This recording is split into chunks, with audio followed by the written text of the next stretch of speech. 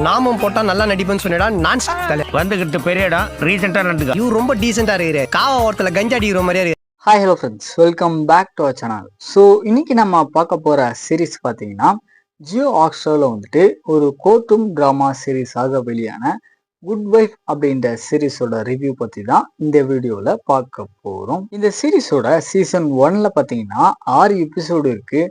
ஒரு எபிசோடுமே பார்த்தீங்கன்னா 35லேருந்து 40 minutes duration கிட்ட வருது.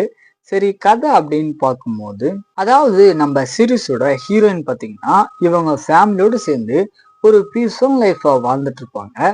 அதோட இவங்களுடைய ஹஸ்பண்ட் பார்த்தீங்கன்னா ஒரு சீனியர் ஜட்ஜா இருப்பாரு. ஸோ இந்த மாதிரி இருக்கும்போது திடீர்னு இவங்களுடைய ஹஸ்பண்ட் பார்த்தீங்கன்னா இன்னொரு பொண்ணு கூட க்ளோஸா இருக்கிற வீடியோ வந்துட்டு லீக் ஆகி அது பார்த்தீங்கன்னா வைரல் ஆயிடுது. அதே சேம் டைமிங்ல இவங்களுடைய ஹஸ்பண்ட் பார்த்தீங்கன்னா ஒரு கரெக்டான கவர்மெண்ட் ஆஃபீஸர் அப்படின்னு சொல்லிட்டு அவரை பார்த்தீங்கன்னா அரெஸ்ட் பண்ணிடுறாங்க.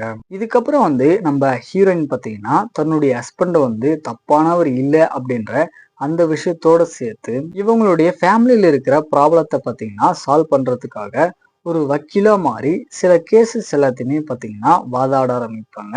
இதுக்கப்புறம் என்னாச்சு அப்படின்றது தான் இந்த சீரீஸோட கதையா இருக்கு. ஷார்ட் அண்ட் ஸ்வீட்டா சொல்லணும் அப்படின்னா, ஒரு கோர்ட்ரூம் ட்ராமாவா இருக்கட்டும் இல்லை மூவியா இருக்கட்டும், நம்ம எந்த மாதிரியான ஒரு எக்ஸ்பெக்டேஷன் வைப்போமோ அது இந்த சீரீஸ் பார்த்தீங்கன்னா முக்கால்வாசி ஃபில் பண்ணிருக்கு அப்படின்னே சொல்லலாம். தென் ஆக்டிங் வைஸ் அப்படின்னு பார்த்தீங்கன்னா நம்ம ஹீரோயின் வந்துட்டு ஒரு நல்ல பெர்ஃபார்மன்ஸை கொடுத்துருப்பாங்க.